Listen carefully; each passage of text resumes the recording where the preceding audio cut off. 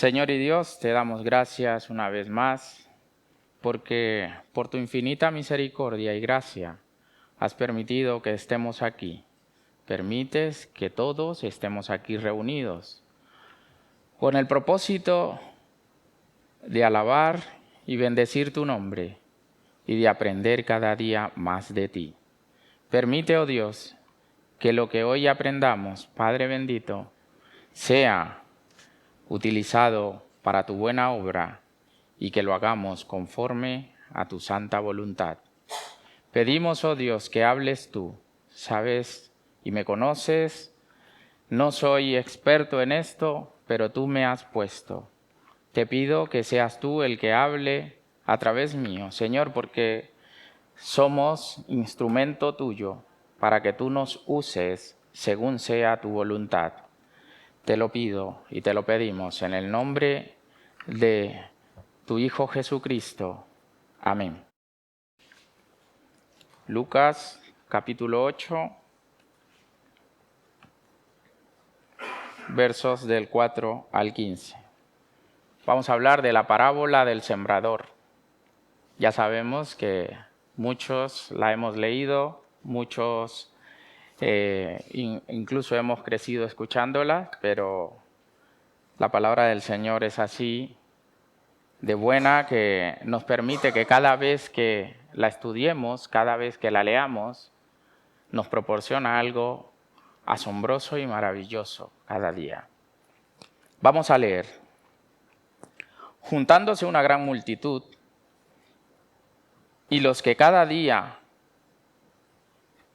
de cada ciudad venían a él, les dijo por parábola: el sembrador salió a sembrar su semilla. Y mientras sembraba, una parte cayó junto al camino y fue hollada. Y las aves del cielo la comieron. Otra parte cayó sobre la piedra y nacida se secó, porque no tenía humedad. Otra parte cayó entre espinos, y los espinos que nacieron juntamente con ella la ahogaron. Y otra parte cayó en buena tierra, y nació y llevó fruto a 100 por uno. Hablando estas cosas, decía a gran voz: el que tiene oído para oír, oiga. Y sus discípulos le preguntaron, diciendo: ¿qué significa esta parábola? Y él dijo: a vosotros os he dado a conocer los misterios del reino de Dios, pero a los otros por parábolas, para que viendo no vean y oyendo no entiendan. Esta es pues la parábola. La semilla es la palabra de Dios, y los de junto al camino son los que oyen. Y luego viene el diablo y quita de su corazón la palabra, para que no crean y se salven. Los de sobre la piedra son los que, habiendo oído, reciben la palabra con gozo. Pero estos no tienen raíces, crecen por algún tiempo y en el tiempo de la prueba se apartan. La que cayó entre espinos, estos son los que oyen, pero yéndose son ahogados por los afanes y las riquezas y los placeres de la vida, y no llevan fruto. Mas la que cayó en buena tierra, estos son los que con corazón bueno y recto retienen la palabra oída y dan fruto con perseverancia. Amén.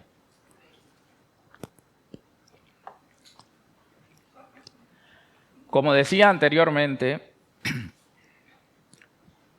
algunos hemos escuchado muchas veces esta parábola, y aquí he de decir que coincido con algunos estudiosos de la palabra del Señor, siervos del Señor, que con frecuencia suelo escuchar, y dicen que esta es la principal de todas las parábolas. Además tiene algo muy especial, y es que es la parábola que explica claramente el mismo Hijo de Dios. Es decir, no requiere de que nadie la explique, porque Dios, el Hijo de Dios, Jesucristo, lo hace perfectamente. Él dice la parábola y luego la explica. Esto es para que no quede ninguna duda de quién lo está diciendo. Entonces, coincido con que es de las principales parábolas. Además, hay otra parte en la que nos dice que esta es de las principales parábolas porque el que entiende esta parábola puede perfectamente entender las otras. Entonces, es interesante. No sé cuántas veces la he leído, la parábola, en estos días, pero cada vez que la leía, sinceramente, salían cada vez más aprendizajes, más cosas. Y esto sabemos que es el mismo Dios que lo hace, para que cada vez que nosotros leamos su palabra, sabemos lo bueno que tiene y lo jugosa que es.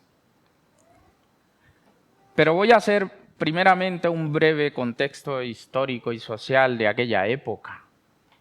A Jesús le seguía mucha gente y él hablaba en las sinagogas, hablaba en las aldeas, hablaba junto al mar, en las montañas, y había una característica en la gente que le seguía. Y para que nos ubiquemos un poco, sabemos que en esa época, por ejemplo, Israel estaba bajo el dominio de Roma, el gran imperio romano que gobernaba con puño de hierro donde estuviese, todas las tierras conquistadas. Entonces, sabemos que, igual que en nuestros días, en esa época, digamos, la mayoría de la gente se dedicaba a la agricultura y a la ganadería en esa época. O sea, eran gente común y corriente, dedicado al campo, y que sus quehaceres eran, digamos, la que hace cualquier campesino. Pero también existían personajes, la clase élite, la clase alta, digamos, que no se juntaba mucho con este tipo de personas. Pero lo característico de ese momento es que esta gente que se dedicaba al campo, se dedicaba a la ganadería, a la pesca, esa gente sí seguía a Jesús. Y qué casualidad que cuando el Señor lo hacía frente al mar, lo hacía en cada uno de los campos, era la gente que más seguía al Señor. Sabemos que lo seguían por un sinnúmero de circunstancias. No todos los que seguían al Señor le seguían por escuchar su palabra o porque querían ser sus discípulos. Tenían muchas razones. Pero lo importante es que estaban siempre frente al Maestro. Tenía algo especial el Señor para que lo siguieran. Algunos creían, otros no, y eso sucede en esta época incluso. ¿O qué pensamos? ¿Que la gente que viene a la iglesia será porque tiene algún interés en la iglesia? Hay gente que viene por un sinnúmero de circunstancias, porque lo han invitado o simplemente por ver la iglesia como es. Hay muchas razones. Pero bueno, que esos también son los métodos y los medios a través de los cuales el Señor utiliza para hablarle a la gente.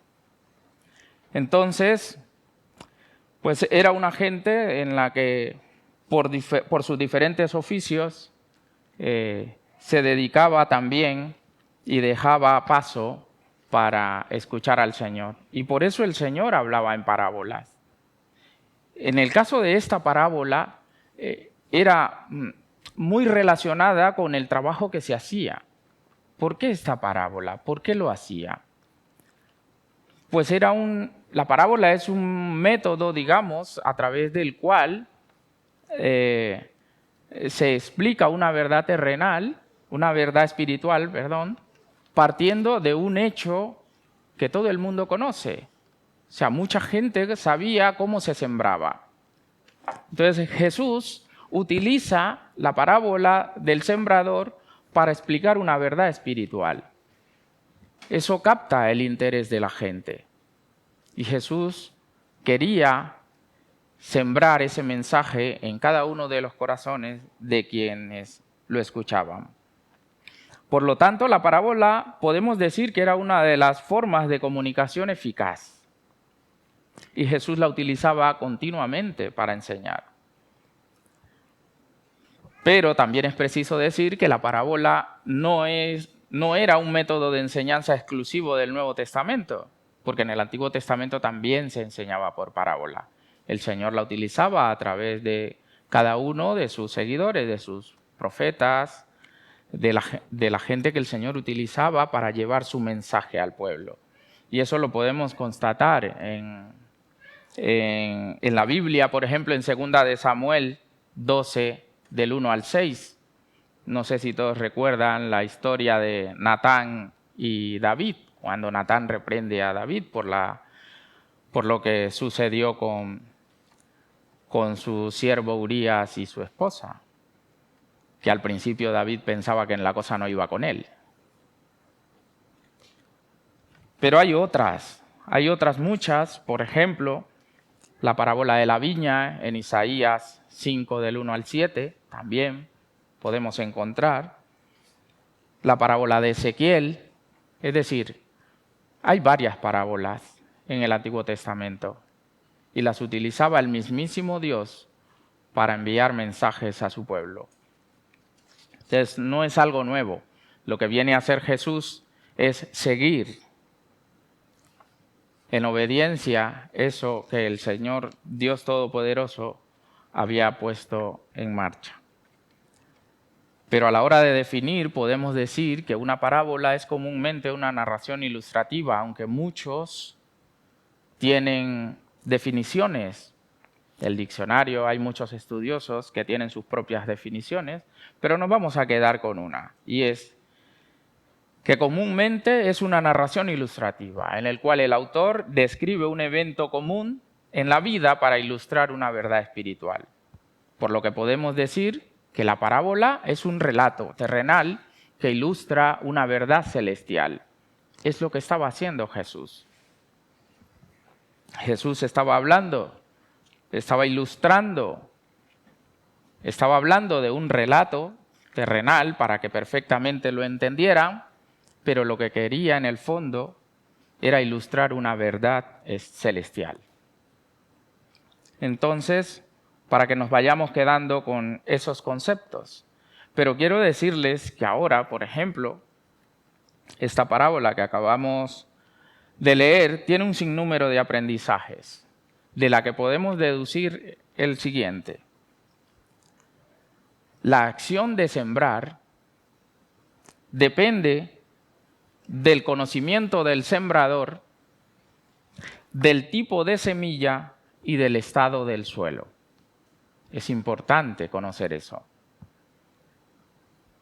Pero, ¿quién reúne todos estos atributos? Conocer el conocimiento que se tenga de lo que se vaya a hacer, el tipo de semilla y el tipo de suelo. Esos atributos solo los encontramos en el mejor sembrador que jamás hayamos visto nunca, que es nuestro Señor Jesucristo.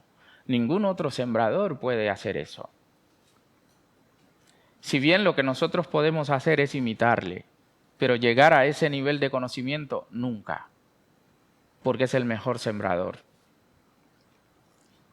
Si no, no hubiésemos podido estar aquí, si no hubiese sido el mejor sembrador que hemos tenido. Pero queridos hermanos, Preguntémonos ahora mismo qué significa esta parábola y qué significado tiene para nosotros. Pues la primera pregunta nos la resuelve el mismo Jesús en los versículos que acabamos de leer. Pero ahora quiero que analicemos estos siguientes aspectos. Cuando hablamos de qué significa esta parábola, lo vamos a resolver en las siguientes 3 preguntas que voy a formular. ¿Quién es el sembrador? ¿Cuál es la semilla? ¿Y quién es el terreno?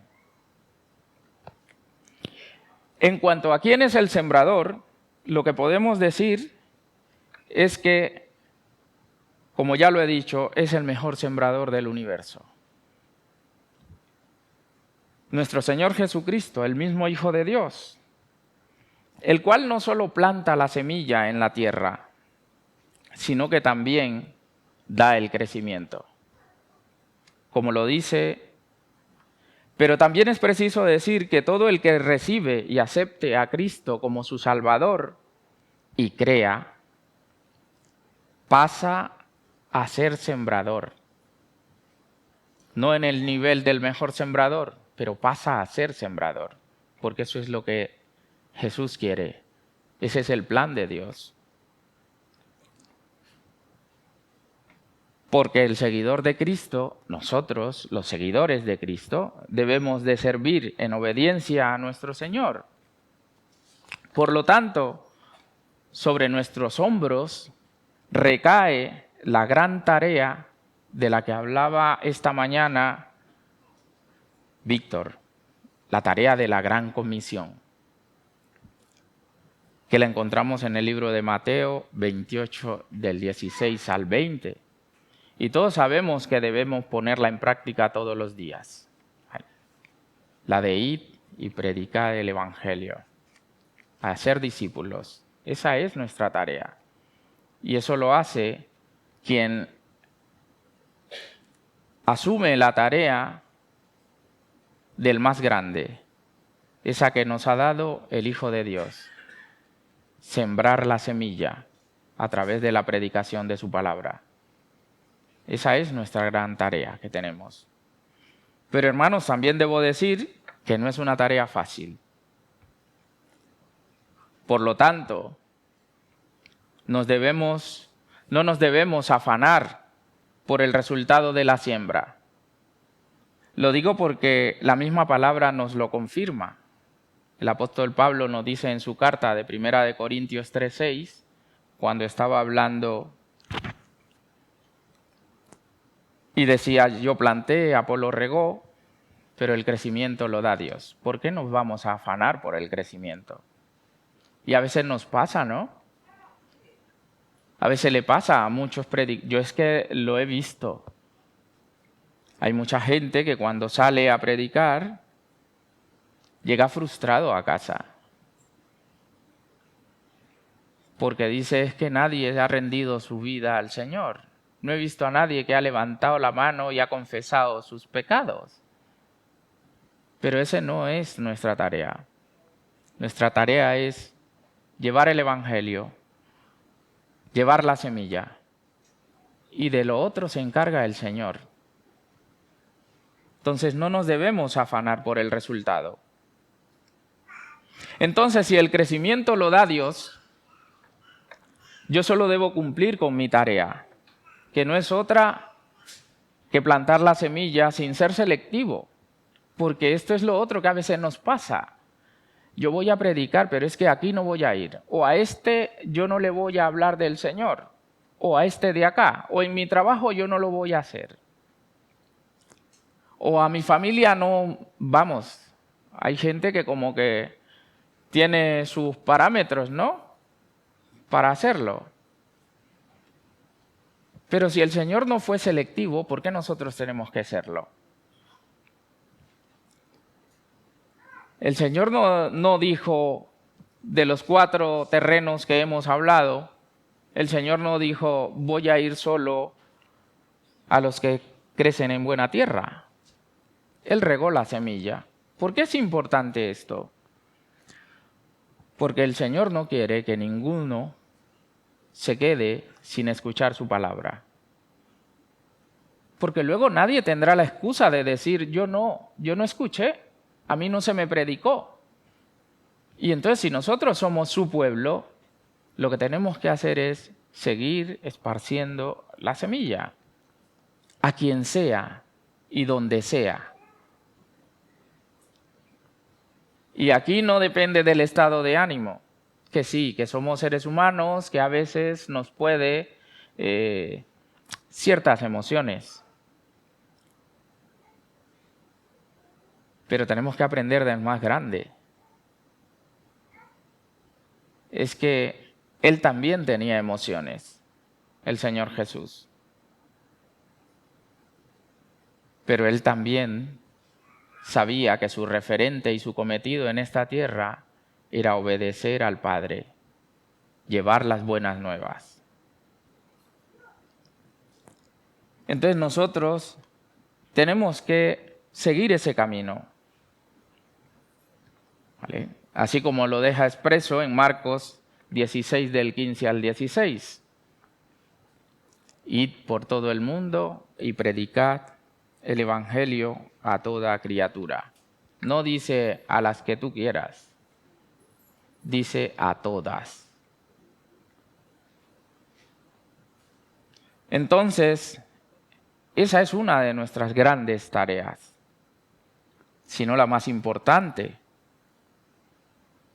Voy a predicar, pero si no se convierte nadie en el culto, entonces la reunión del evangelismo, entonces nadie se me ha acercado. No, tu tarea es ir, hablar del Señor, predicar la palabra, que ya el resto lo hará el Señor. Él sí conoce los corazones. Y entonces vamos a hablar ahora de la semilla. ¿Cuál es la semilla?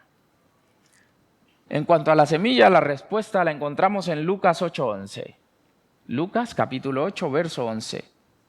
Y dice pues, esta es pues la parábola. La semilla es la palabra de Dios.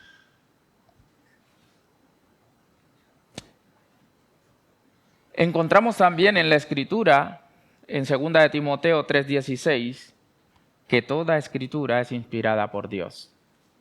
Entonces, esa gran semilla es la que nosotros debemos llevar con todas las ganas, todos los días, a toda persona, para que lleguen al arrepentimiento, para que el Señor sea el que trate con ellos. Contiene pues la semilla, que no es cualquier cosa, la semilla es la esencia de la planta. Y esa semilla es la que debe germinar en cada uno de nosotros, en cada uno de nuestro ser, en lo más profundo de nuestros corazones. ¿Para qué plantamos la semilla? ¿Para qué el Señor nos plantó la semilla? ¿Por qué es importante que nosotros llevemos esa semilla? Pues la encontramos la respuesta en Gálatas 5, 22, 23. Porque es necesario que de nosotros broten los frutos que quiere el Señor que broten. Y no es otro que los frutos del Espíritu, que son amor, gozo, paz, paciencia, entre ellos, muchísimos. Y eso emana de las mismísimas entrañas del Señor Jesucristo, del Dios Todopoderoso. Eso es lo que Él quiere que brote de nosotros. Y así como de nosotros salen esos frutos, de nosotros deben brotar esos frutos, ¿cuánto más anhelaríamos que de nuestras familias, de nuestros vecinos, de nuestros amigos también lo hicieran? Por eso, he ahí la gran tarea de llevar la semilla. Y aquí he de decir y preguntarme algo, preguntarles. ¿Estamos cultivando o estoy yo cultivando esa semilla? Porque no es tener la semilla y pare de contar. Hasta aquí llegamos. Ya tengo la semilla plantada en mi interior. Ya no tengo que hacer nada más. Pues no, la tarea continúa. Es interesante, hermanos, porque si la palabra del Señor no está cultivada en nosotros, no la estamos cultivando, estamos en un serio problema. Porque la semilla la debo cultivar y la debo regar constantemente. Porque ¿qué pasa si compro una planta y no la cuido? Voy, compro una planta y la llevo a casa. Resulta que era de interior y la he puesto en el exterior. O era de exterior y la he puesto en el interior. Tenía que echarle agua y no le he echado. ¿Qué puede pasar con esa planta? Pues el efecto no deseado. Y aquí el Señor es muy claro. ¿Recuerdan los que estuvieron en el retiro lo que estuvimos viendo en 2 de Pedro 1 del 5 al 9? Interesante, ¿verdad?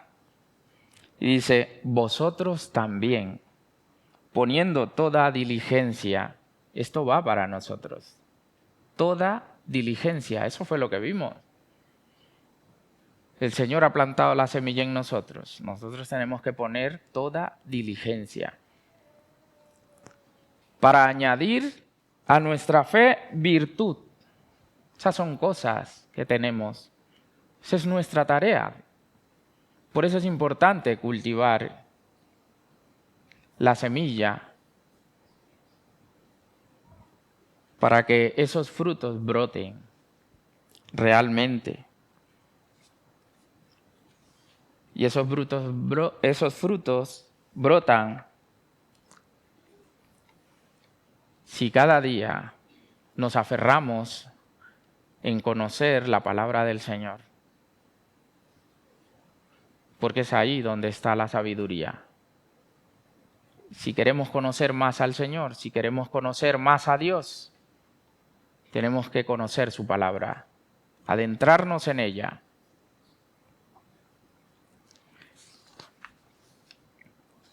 Por lo tanto, hermanos y personas que me escuchan, debemos recordar que una vez más, que hemos creído en el Señor y hemos sido transformados en el conocimiento de su palabra, debemos ser diligentes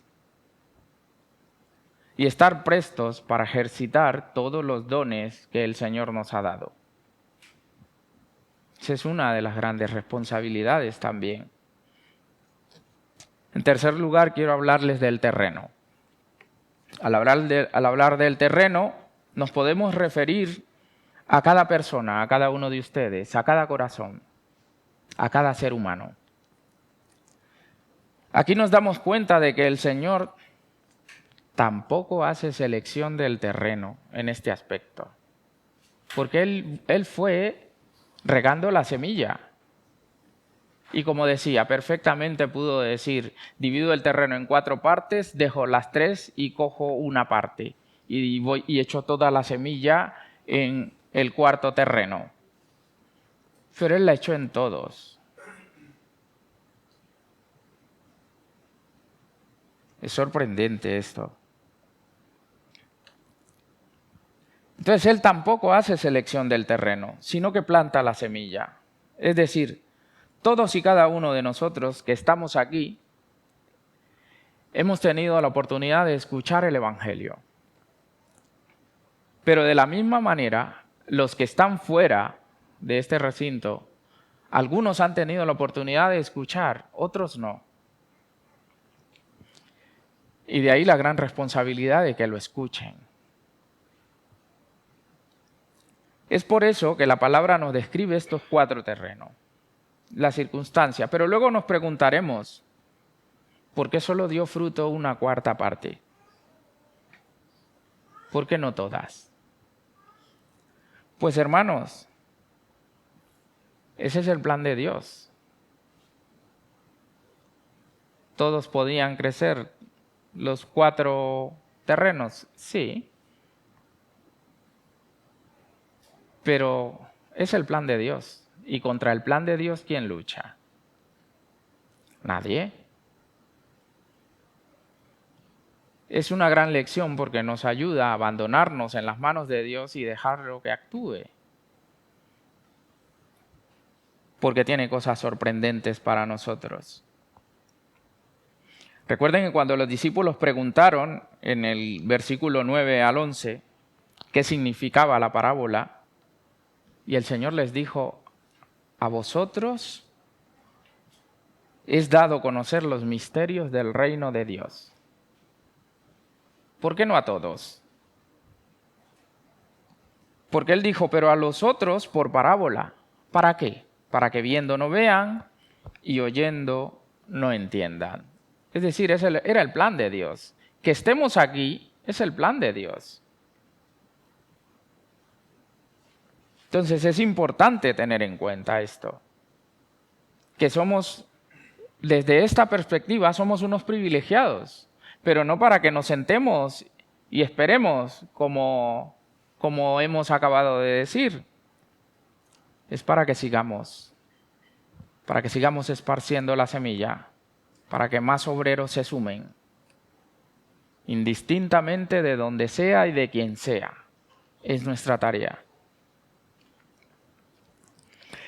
Entonces, hermanos, aquí podemos ver que el Señor planta la semilla y nos ordena que prediquemos su palabra a todo el mundo.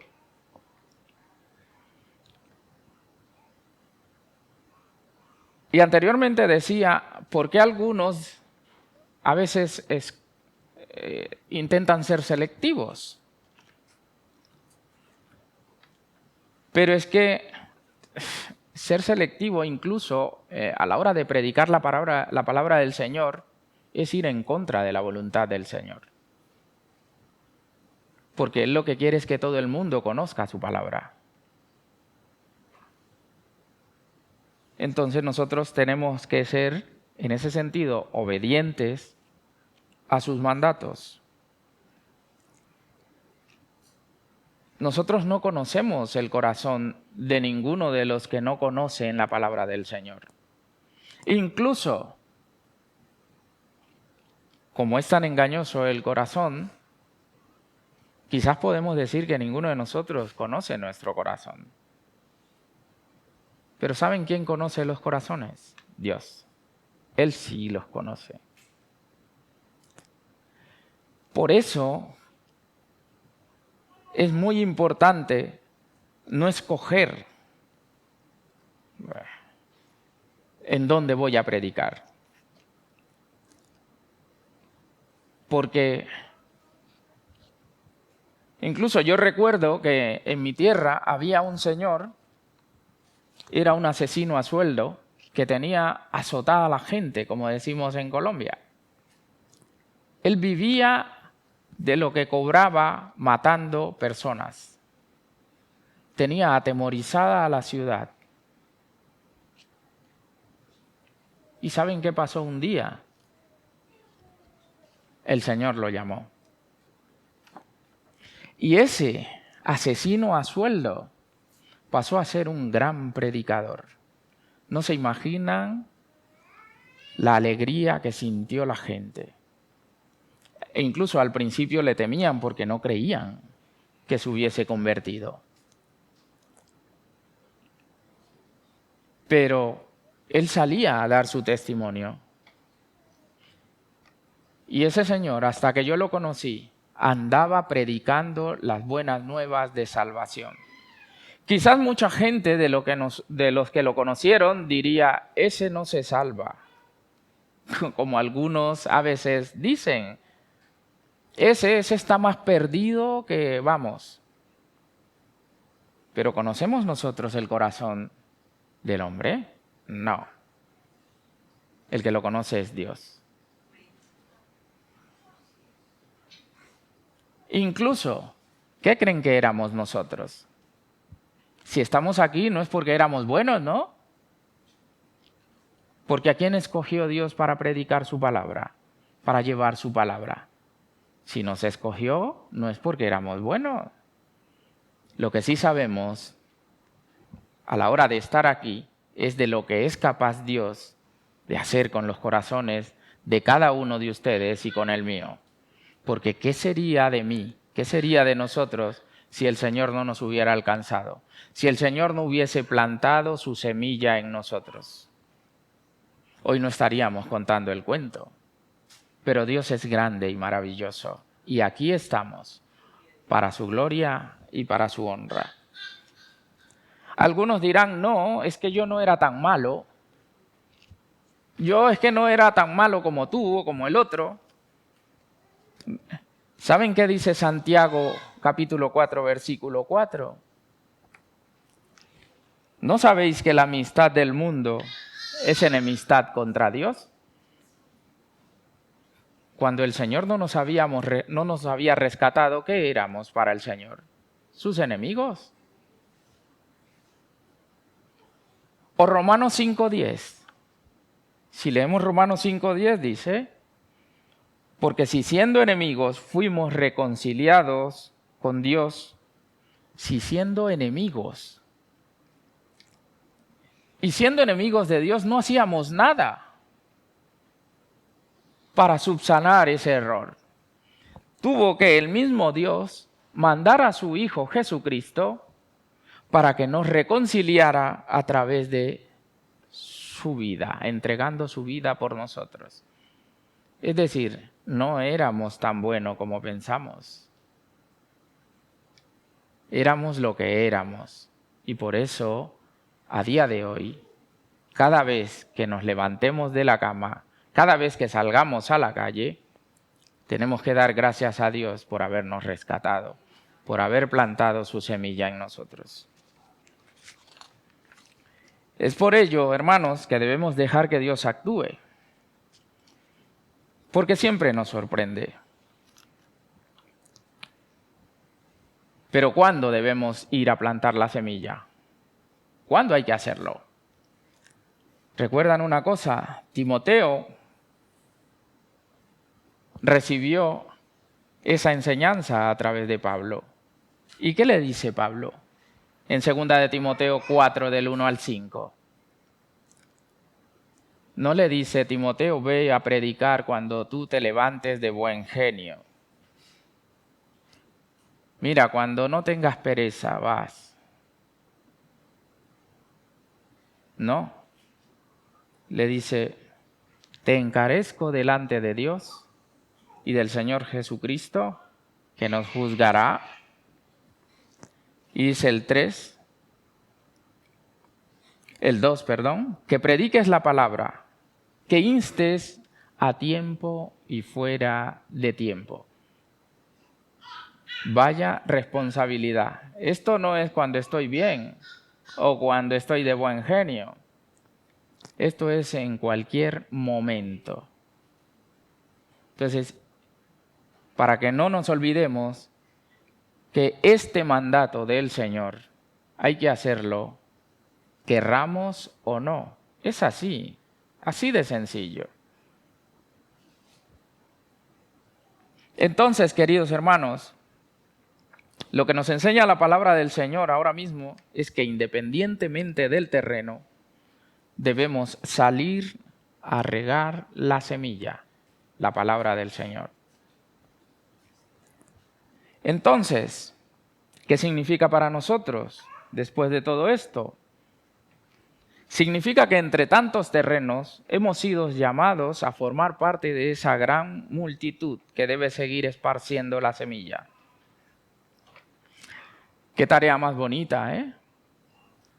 Yo escucho gente decir, qué bueno es que uno trabaje en lo que le gusta y le paguen. Pues esto es más gratificante. Qué bueno es trabajar en la obra del Señor, del mejor, el que ha entregado su vida por mí. Y esa tarea la debo de hacer con gozo. Hermanos. ¿Y qué significado tiene para nosotros entonces? A este respecto debo decir que trabajar en la obra del Señor debe significar lo máximo para un cristiano.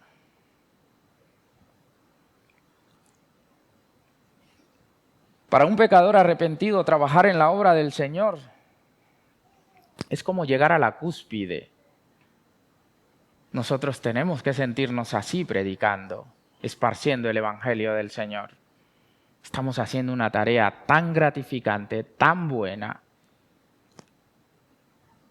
pero sabemos que esto no se va a quedar ahí, que el Señor nos estará acompañando y esperando el día final. Y ahí recibiremos nuestra recompensa.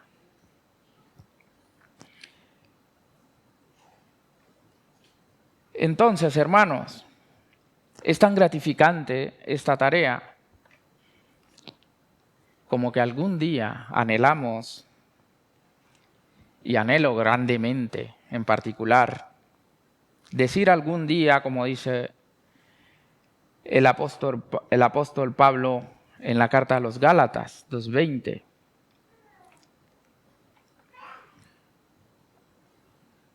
he peleado la buena batalla y he guardado la fe. O en 2 de Timoteo 4:7, cuando dice Pablo, por lo demás,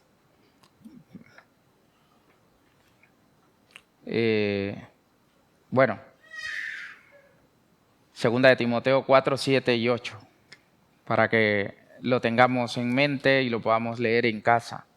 Pero hermano, es gratificante saber que el día final podamos decirle al Señor, o podamos decir, he terminado la tarea que el Señor me había encomendado y ahora solo espero que Él me llame. Eso es bastante gratificante, que uno pueda decir al final de sus días, mi vida, mis días, los he pasado trabajando para el Señor.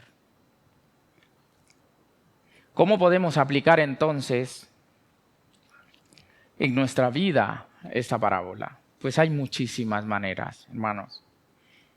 Además de estudiar, escudriñar su palabra día a día, porque sabemos que en ella encontramos, dice el Señor, que parece que tenemos la vida eterna, en escudriñar su palabra, aprender de Él, predicando su palabra, examinándonos en cada momento, participando de cada una de las acciones, tareas, actividades de nuestra iglesia. Hermanos, no nos limitemos a sentarnos en la última, en la primera o en la banca del medio. Participemos de las cosas del Señor, que es bastante gratificante. En cualquier cosa para la que el Señor nos haya puesto. Desarrollando esos dones que tenemos, poniéndolos en práctica. El que pueda recoger la ofrenda, recoja la ofrenda, el que pueda ayudar en la limpieza, en cualquier actividad. Porque no es para nosotros que lo hacemos, es para el Señor. Y ese es un trabajo bastante gratificante. Y recuerden que hay que hacerlo en cualquier sitio. Qué bueno es decirle a ese hijo, a ese primo, a ese familiar que no conoce del Señor, decirle y hablarle de las bondades de estar en el pueblo del Señor, de conocer la palabra del Señor, de disfrutar de la presencia del Señor. Eso debemos hacerlo siempre. Y no nos dé vergüenza para hacerlo. No escojamos terreno, no escojamos personas. Hagámoslo en donde quiera que nos encontremos. No nos avergoncemos de hacer eso. Porque recuerden lo que dice la Escritura. Y el apóstol Pablo en concreto. Porque no me avergüenzo del Evangelio, porque es poder de Dios para salvación. Entonces, hermanos, importantísimo tener en cuenta eso. Para los que todavía no conocen al Señor y no han rendido su vida a Él, déjenme decirles que se encuentran en un estado de emergencia. Están en un estado de gravedad. Estar sin el Señor es estar en un estado de emergencia, en un estado extremo de gravedad. ¿Por qué? Recordemos lo que dice Romanos 6:23. Y es así de tajante, porque la paga del pecado es muerte. Entonces, si no conoces al Señor, si no has rendido tu vida al Señor, ya sabes lo que te espera. Por eso es importante que esta palabra la atesores en tu corazón y rindas tu vida al Señor. Y entonces, ¿qué pasará si ahora mismo dejas este mundo? Pues déjeme decirle que quien no conoce al Señor, si en este instante deja este mundo, lo que le espera no es otra cosa que la condenación. Entonces, es el momento. A veces pensamos y decimos qué buena es la vida, qué rica es la vida, vamos a vivirla. Pero es más rico vivir la vida en el Señor. Entonces, quien no haya conocido al Señor, que no espere más y escuche la voz de Dios en esta tarde y confiese sus pecados ante el Señor. Y estoy seguro que el Señor perdonará su pecado y plantará su semilla en su corazón. Hermanos, Dios es tan bueno y tan misericordioso que envió al mejor sembrador, a su Hijo, para que plantara la mejor semilla, que es su palabra, en nuestros corazones, que es la tierra. Y gracias a eso podemos decir que somos salvos. Es tan buena esa semilla, hermanos, que pudo transformar nuestra vida. Y hoy somos nueva criatura en Cristo Jesús, Señor nuestro. Amén.